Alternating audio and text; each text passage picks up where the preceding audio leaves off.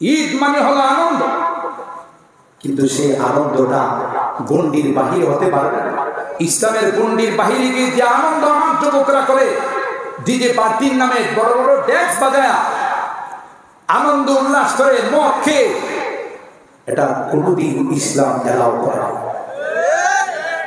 পয়লা বৈশাখের নামে যা হয় হুতুম পেঁচা দিয়ে আরো কত কিছু দিয়ে আরো লক্ষ্মী টক্কি দিয়ে যা কিছু হয়, একটা মুসলমানি কালচার না। মুসলমানদের চরিত্র ধ্বংস করার এক খেলা শুরু হয়েছে। বিজাতিরা খুব ভালোভাবে দেখেছে এই জাতিকে অস্ত্র দিয়ে শেষ করা যাবে না। এরা গোলা বারুদকে ভয় পায় না।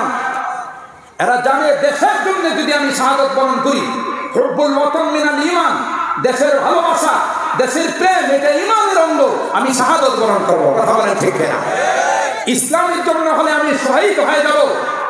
শহীদদের মর্যাদার, আকাশচুম্বী মর্যাদার কথা আল্লাহ কোরআনে বর্ণনা দিয়েছেন। তাই বিজাতিরা অ্যানালাইসিস করে, স্টাডি করে দেখেছে এই জাতিকে কোনোদিন অস্ত্র দিয়ে, গোলা বারুদ দিয়ে, কামান দিয়ে ধ্বংস করা যাবে না।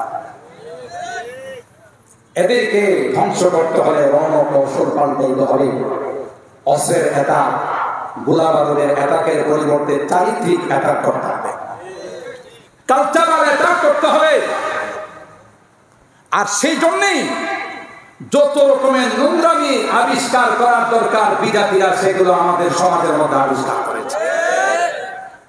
আপনি 31st নাইট বলেন, ভ্যালেন্টাইন ডে বলেন, পহেলা নববর্ষ উপলক্ষে যা হয় পহেলা বৈশাখে, এখন নতুন ট্রান্সজেন্ডারের নামে যা নোংরামি হচ্ছে, সবগুলোর একটাই টার্গেট, মুসলমানের সন্তানদেরকে কিভাবে শয়তানের দলে ঢোকানো যায়।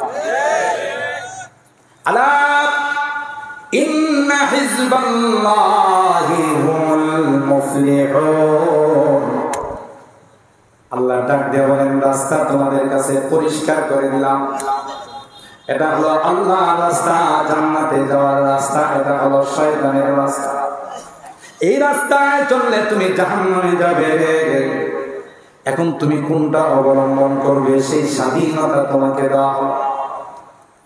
যদি আল্লাহর রাস্তা তুমি অবলম্বন করো, আল্লাহ কোরআনে বলেন উলাইকা হুমুল মুফলিহুন, তুমি দুনিয়াতেও সফল কাম, পরকালেও সফল কাম। সুবহানাল্লাহ। আলা ইন্না হিজবাশ শাইতানি হুমুল খাসিরুন। আল্লাহ ডাক দিয়ে কয়, যারা শয়তানের রাস্তা অবলম্বন করে, আল্লাহ কয় চিরকালের জন্য দুনিয়াতেও তারা ক্ষতিগ্রস্ত, পরকালেও তারা জীবনের জন্য ক্ষতিগ্রস্ত।